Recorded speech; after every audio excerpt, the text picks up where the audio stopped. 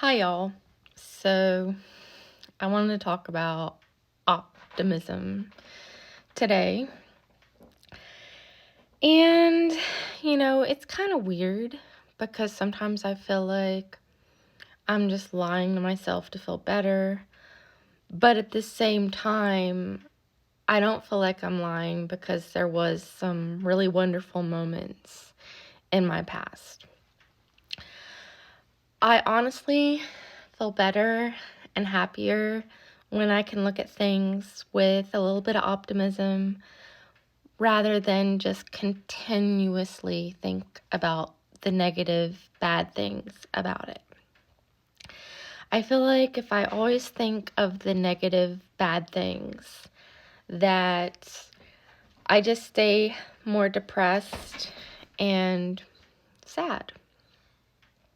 So, I know I'm talking a little bit about my past, and obviously I come out with it with a little more optimism because I'm trying to remember the good things and just not forget the bad, but not focus on it so much because I realize a lot of the bad things that happened was partly due to my decision to get high and use drugs.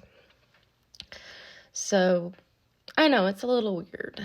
I also have a feeling that in the future I am going to make some more speak now videos, speaking my mind, but those videos are probably going to be 18 plus, and I know I won't ever get anything from them, but it helps me just release all this pinned up artistic energy to be able to talk to you guys the way I want to talk.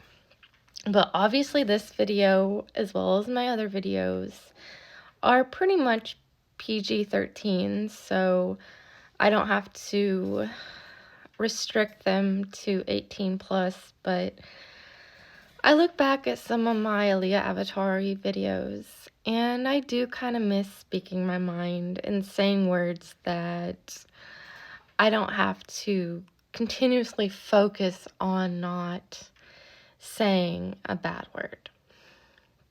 So just a heads up, y'all. But, a lot of the industry things that like people see as bad are bad if you have the addiction part of it. Like I know a couple models, adult models that did very well, and they never had the problems I had because they did stay sober and they did focus on the bigger picture, which is saving their money and not spend it on partying and having a stable, sound mind. So, is there some abuse in the industry? I would say there's a little bit, but you get that in every industry. Honestly, like fast food workers, sometimes they're forced to sell food they don't want to sell. They can't speak out against them barely getting enough money to survive. And, other industries take advantage of their workers so that so the people on top can make a lot of money and the people on the bottom barely make enough to survive. And I know people like to say the adult industry does it more than any others. And in some cases, sometimes they do. But honestly, y'all, if you think about other industries and the fact that people that do work all the time, barely make money to survive, they're being abused too, If you think about it, everyone who wants to make a lot of money, and that's all they care about, they do end up abusing their workers to make that bigger amount of money that they make. So, I know the adult seems very guilty, and it looks like they are taking advantage of the models. But honest, it's not as bad as it looks. And the reason why I would say 75% of the models fail is because of the drugs. But it's in the professional industry too. It's in Hollywood. I mean, it's not just stuck to the adult industry. The normal industry, Hollywood, has similar problems. It may not be as bad, but you got to think a lot of girls that do the adult don't really want to do it, and they just do it for the money. I was a little different because I did enjoy it mostly. I just fell victim to drugs, not because they were forcing it on me and it was against my decision. A lot of it was just me using because I thought I liked the way it felt. I thought it was cool. And then I just enjoyed the ritual, and I guess I was lonely, pretty lonely. But, honestly, if I would have just stayed sober, focused, and happy, I probably wouldn't have went down such a dark path.